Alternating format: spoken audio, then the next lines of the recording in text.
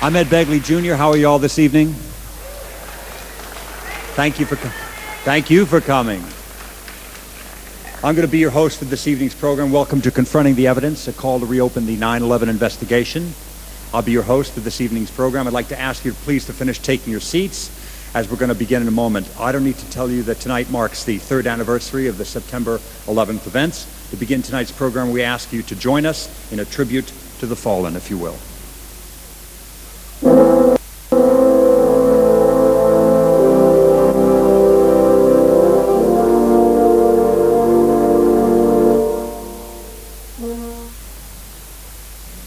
We're going to hear from a lot of people this evening. We have a very distinguished panel, but right now I would like to bring out Jamie Hecht, my co-host for this evening. Jamie, would you come out here? Thank you. Why does so large a group of people believe that the violence, the bereavement, and the grief inflicted on September 11th, which have had such permanent and ongoing consequences, some of which we can't foresee, was avoidable? It wasn't a bolt out of the blue, some cosmic blow against humanity that should cause us all to bow our heads, remember the fallen, and then go back to business. Or, as we were urged to do at the time here in New York City, to go out and shop. Why have the questions posed by the families and by the independent researchers, some of whom you'll meet tonight, and so many of you, gone unanswered? In the next few hours, we shall embark upon a difficult journey, and we ask you to reconsider the horrifying events of September 11th in a new and troubling light. This journey is quite difficult. It requires that we re-examine some of our most basic beliefs. This requires overcoming a special kind of inertia, which we're rarely asked to move. And yet, the rewards are a change from anxiety to awareness, from passivity and quietism to a more full participation in the most urgent issues of our time, diminishing unnecessary harm and bringing people closer together for a world of possible safety and creativity and understanding. If this is your first exposure to this material, you may feel very uncomfortable with that and challenged to confront your prior assumptions about September 11th. If you've already been exposed to these issues, you'll see that there are many things you want to look at. We have a large group of gifted researchers. Some of them have been questioning the official story of 9/11 from the very first day after the attacks. The questions these researchers have raised has been the subject of countless articles, discussions initiated by citizens in their homes. And there's been official silence by the commercial media about these events. But we've had a tremendous impact on what people have thought. Last month, a representative poll commissioned by Zogby found that about half of the city's residents do not believe that the attacks came by surprise. 41% of New York residents. Half. That's 49.3% of residents of New York City and 41% of New York State residents. And the question is, how could that view be so pervasive? Why have their questions been ignored? We believe we owe it to the victims and their surviving family members to conduct a searching and fearless examination of the events of 9/11 from a number of different angles and to pursue it wherever it leads.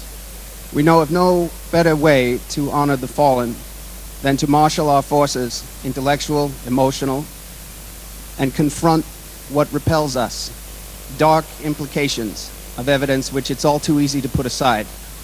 We hope that as you draw your own conclusions, we can aim together at a more complete account of those events.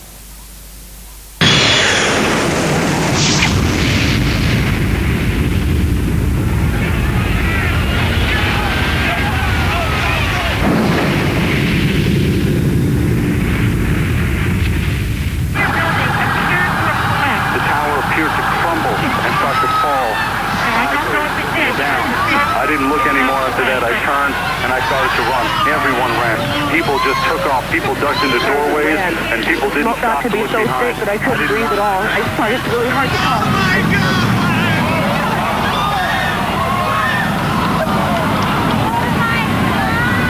They're both down now. It's just a huge cloud of smoke. We have an airplane that crashed into the Pentagon.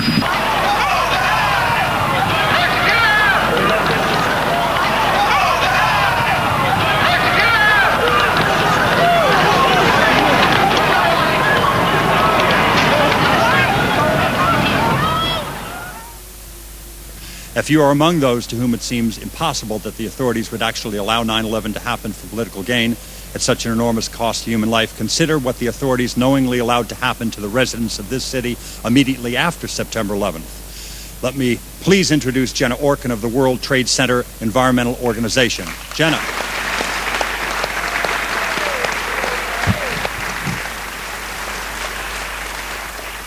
September 11th was a tragedy that has changed the course of history and the way we live.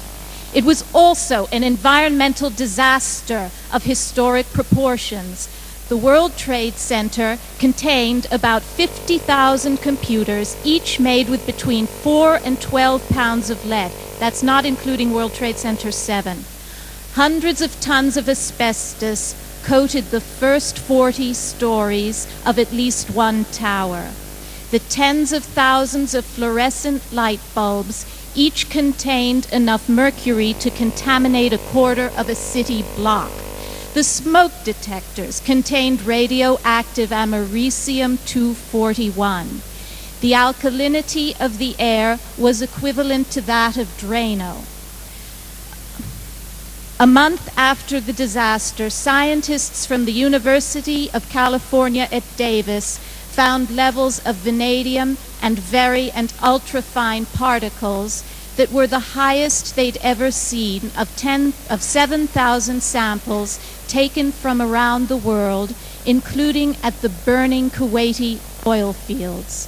Dr. Marjorie Clark has testified that 9/11 was equivalent to dozens of asbestos factories, incinerators, and crematoria, as well as a volcano. Yet starting on September 13th, the EPA maintained the air is safe to breathe. A report by the EPA Inspector General in August of 2003 revealed that EPA's press releases, which initially warned the public about asbestos in the air, were edited to offer reassurances instead. The editing was performed by the White House Council on Environmental Quality in order to reopen Wall Street. That's in the report. As a result of the false good news, rescue workers were sometimes not allowed to wear respirators on the grounds that they might frighten the public. Insurance companies often refused to pay for cleanup, forcing residents to clean the tons of toxic debris in their apartments as per the instructions from the New York City Department of Health. Use a wet mop or wet rag, and where the dust is really bad, wear long pants. We are beginning to see the consequences of this disastrous chain of events. Over half of the heroes who cleaned Ground Zero are already manifesting serious respiratory problems. Hundreds of firefighters can no longer work, and as a harbinger of what's in store for people, 14 rescue dogs have died. The Commission report deals with this issue in a footnote on page 555. They interviewed Sam Thernstrom, the White House coordinator who changed the press releases. He said his motive wasn't to reopen Wall Street, it was procedural. His story is corroborated by Christy Todd Whitman, who told the initial lies. When John Gotti is corroborated by Lucky Luciano, that may be good enough for the Commission. We should not rest there.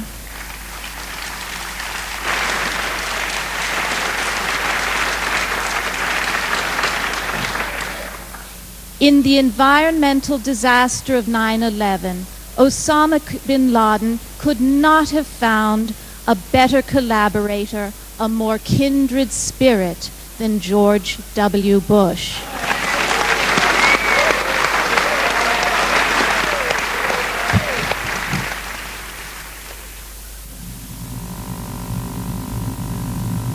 We can reassure the public that the air is safe to breathe, the water is safe to drink. EPA officials were lying to the public and to Congress about the health effects engendered by the 9/11 catastrophe. Because the EPA said the offices were safe and employers ordered their employees back into these buildings, and thousands of us are now permanently ill. I headlined at Radio City Music Hall with the Rockettes dancing behind me. I sang everywhere there was to sing a song, but I can't sing now because every time I try to sing now, I choke. So in the middle of October 15, 2001, I came to work. 2 days later, I woke up at night, October 17, 2001, and my lungs were full and gurgling. The respiratory function was so low that it woke me up out of a sound sleep. And from that day on, I've been sick. In fact, the air was hazardous for many, many months, and all those tons of hazardous material were lodged in people's homes, in their offices, where in many cases they still are today. I think the major failure by the U.S. government after 9/11 was its failure to act as a government, as a government should be, and that is to inform and to protect. Of all the terrifying images, on September 11th, the collapsing Twin Towers were among the most horrific. A shocked nation saw the two largest structures in New York City skyline dramatically crumble before our eyes. Given the vast scale and unprecedented nature of the horrifying spectacle, and lacking any information to the contrary, viewers could only assume that the fiery crashes of Flight 11 and 175 were the sole causes of the tower's subsequent collapses. Building number 7 at the World Trade Center was a 47-story building with a steel frame. No airplane crashed into it, nor did the towers fall onto it. However, this building disintegrated on September 11th. This satellite image shows the World Trade Center about a year before the attack. Building 7 is the tall building at the top. Building number 1 is the North Tower. You can distinguish it from the South Tower by its antenna. Buildings 4, 5, and 6 were office buildings. Building 3 was a hotel. The attack on September 11th destroyed all 7 of these buildings, and it damaged surrounding buildings as well. Here is a view from an airplane of the rubble of Building 7. The pile is very small. How did a 47-story steel building crumble into such a tiny pile of rubble? The Bush administration wants us to believe that fire caused it to disintegrate. Fires started in Building 7 at around 9 o'clock in the morning, a few moments after the plane crashed into the South Tower.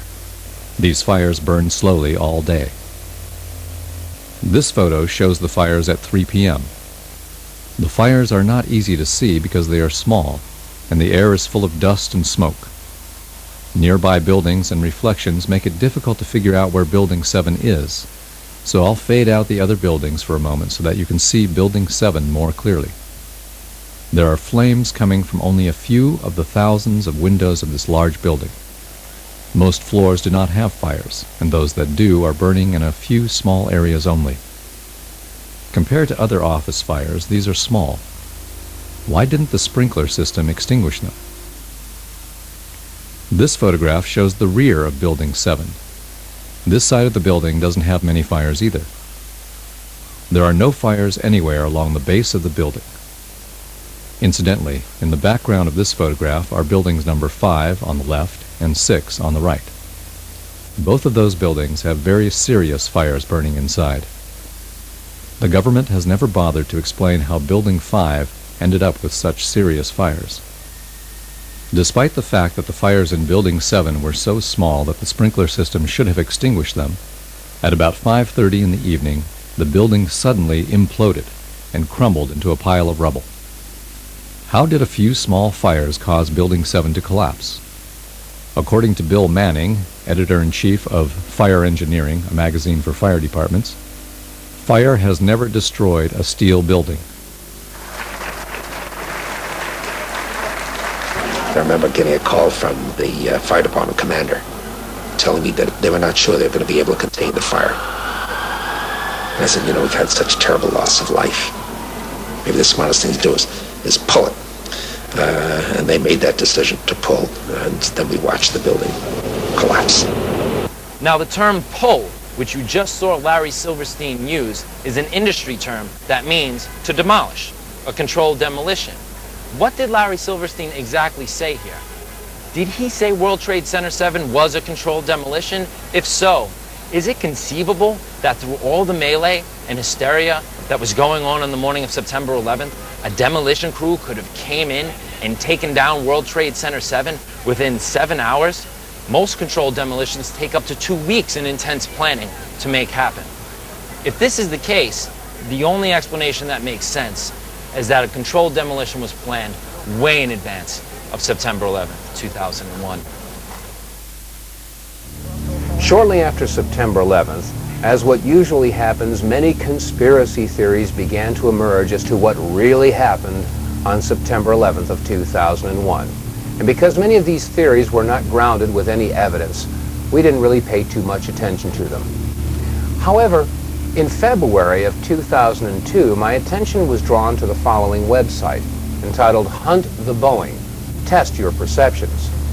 Now, the original website was completely in French and was released by the French and drew some very serious questions as to what had really happened at the Pentagon.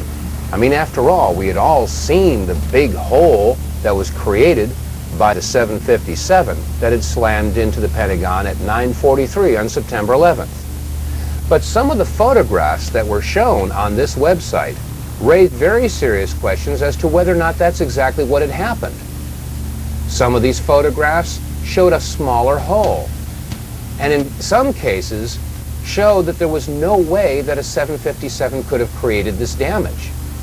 So we began our own investigation, and that started by taking a look at some of the magazines that we all saw at the supermarket checkout stands shortly after the events of September 11th. As I began pouring through the photographs, I had one goal in mind, and that was to prove the French wrong with their website, Hunt the Boeing.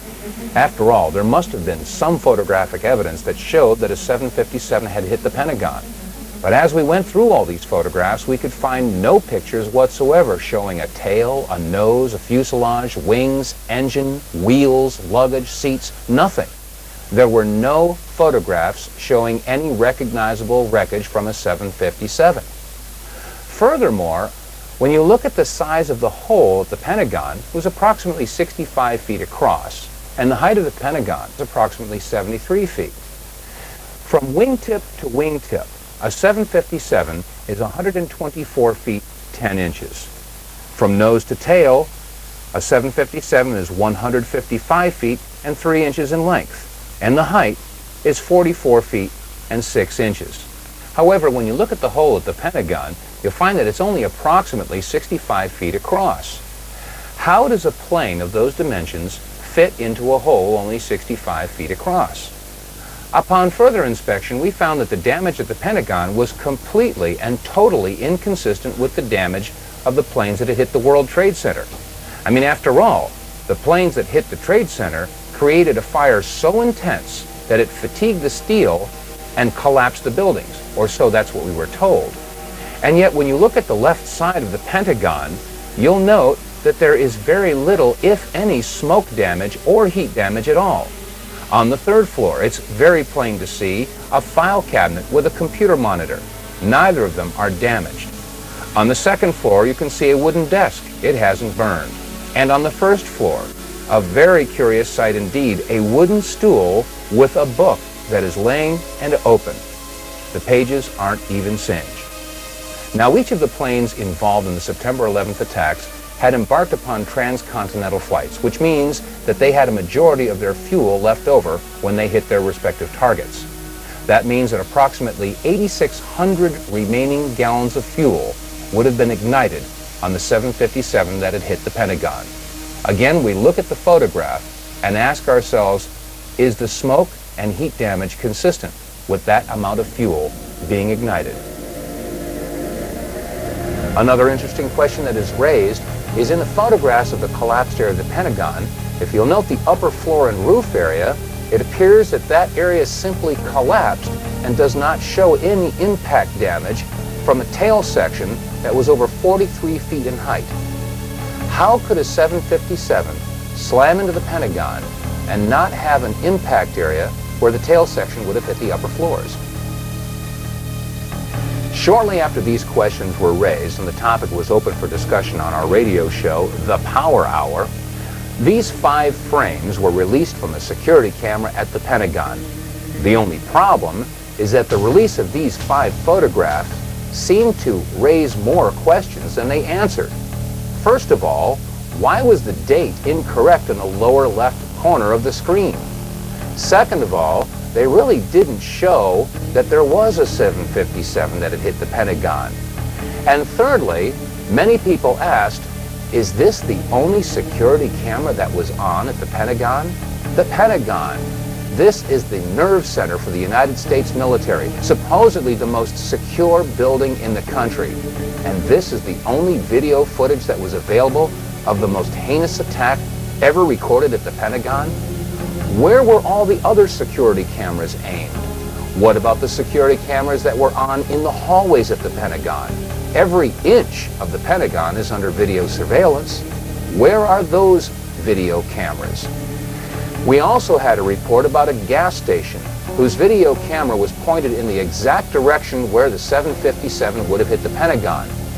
Shortly after the event, it was reported that federal officials showed up at that gas station and confiscated that footage.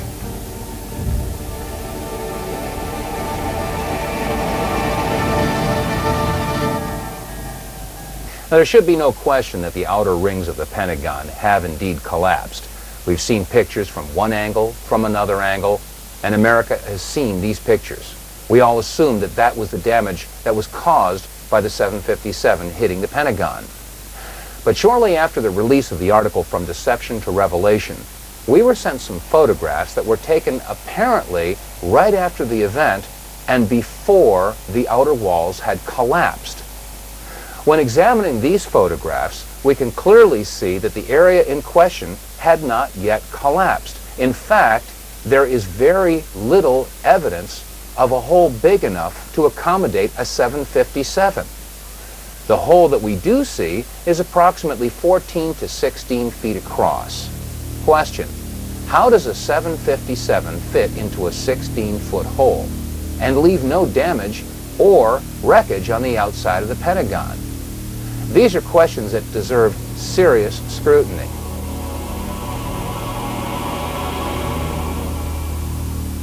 Let's take a look at some of the photographs that were taken before the outer wall of the Pentagon collapsed. In this first photograph, we can see the firefighters pulling the hoses away from the fire truck. In the foreground, we can see wire spools that were left on the front lawn of the Pentagon. After all, this section of the Pentagon was under renovation. We'll use these wire spools as reference points. Also, to the right of those wire spools and on the face of the Pentagon, we can see that some concrete facing has broken away. We'll also use this as a reference point as we examine these photographs. Now, to the left of that area where the facing has broken off, we can clearly see that the Pentagon has not yet collapsed.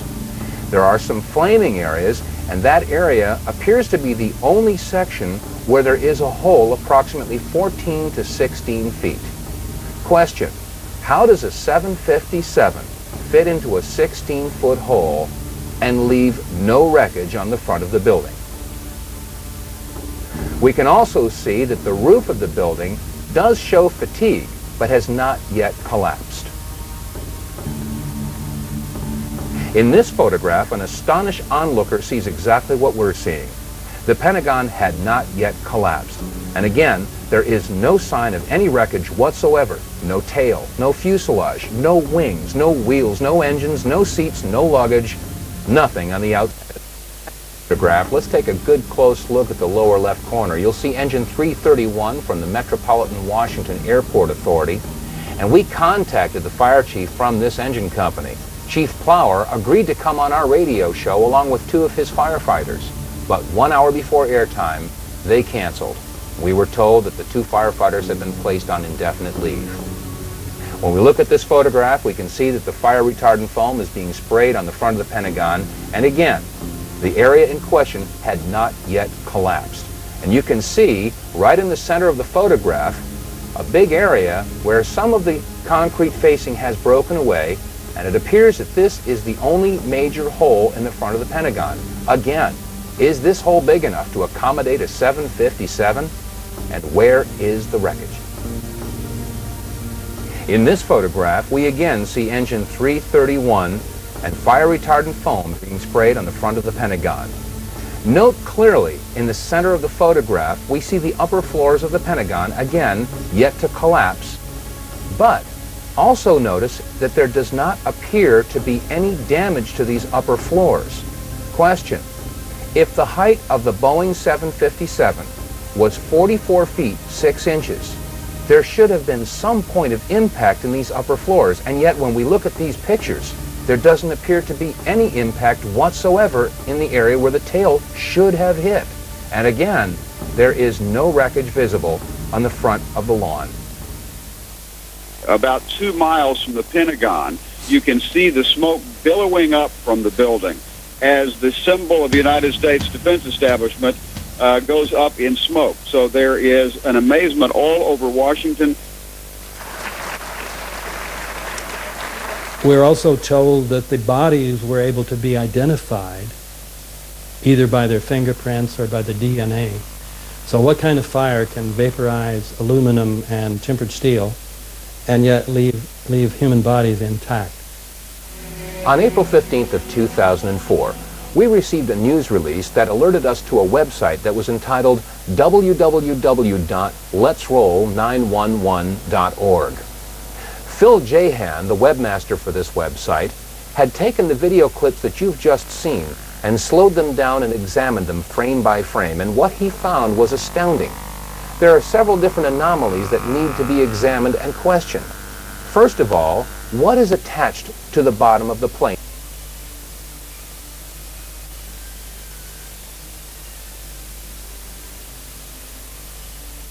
And second of all, what is that brief flash that occurs just as the plane makes impact? Now let's take a look at this in slow motion. As the plane approaches the South Tower, notice carefully the belly of the plane. There appears to be something attached, and just as it hits the building, there's a flash. Let's take another look in super slow motion.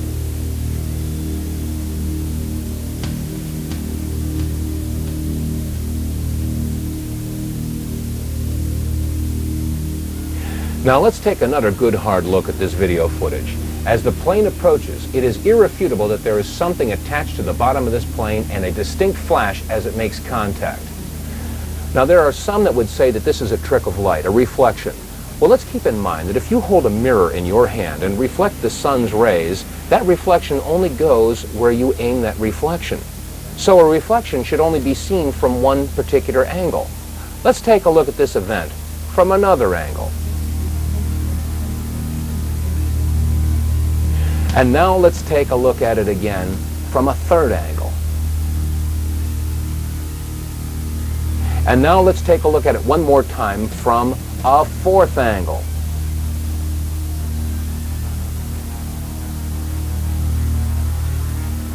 Ladies and gentlemen, you've just seen a very interesting event indeed. Not recorded by one, but recorded by 4 different cameras from 4 different angles. There can be no doubt that this is not the result of a reflection of any sort.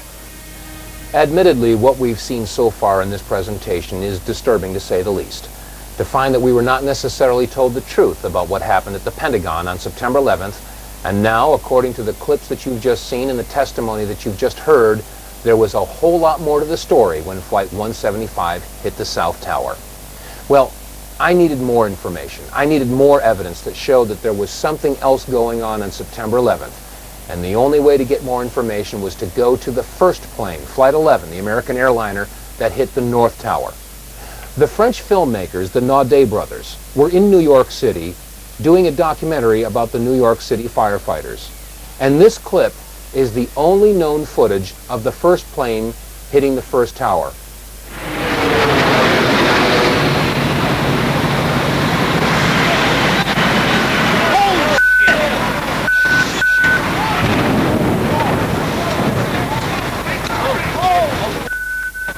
Let's take another look at this video clip, this time in slow motion.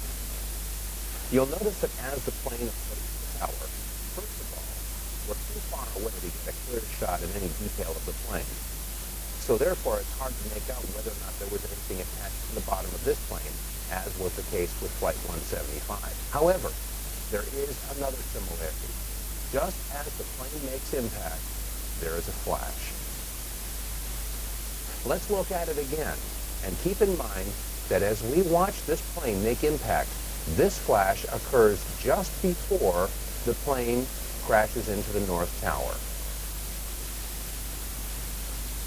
This time, as we watch this clip, note the shadow rising from the lower right of the Trade Center tower, and keep in mind that the shadow won't reach the impact point before the plane and vice versa. This is very important because the flash occurs before the shadow and the plane meet. This time, let's look at this clip in reverse. You'll notice that as the plane slowly backs out of the North Tower, it is clear of the tower, and then the flash occurs, indicating that the flash occurred before the plane made impact on the North Tower. One more time, this video clip showing the flash as the plane hit the North Tower.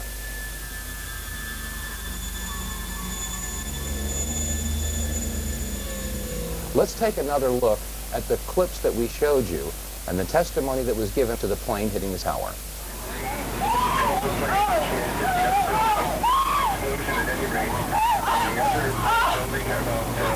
That was not American Airlines. That was not an American Airlines. The entire top of the building just blew up. A second explosion and another explosion. We have a report now of a fourth explosion at the Trade Center. There has just been a huge explosion. It almost looks like one of those implosions of buildings that you see. We heard a very loud blast, an explosion. Not clear now is why this explosion took place. Do you know if it was an explosion or if it was a building collapse? To me, it sounded like an explosion. But it was a huge explosion. I saw the two buildings. I'm thinking it was a bomb because two of them. This is actually, we believe, debris from one of the planes that hit one of the towers on the World Trade Center. The FBI is here, as you can see. They had roped this area off. They were taking photographs and securing this area just prior to that huge explosion that we all heard and felt. We made it at least 2 blocks, and we started running. Floor by floor, it started popping out. It was like as if they had detonated. Yeah, detonated.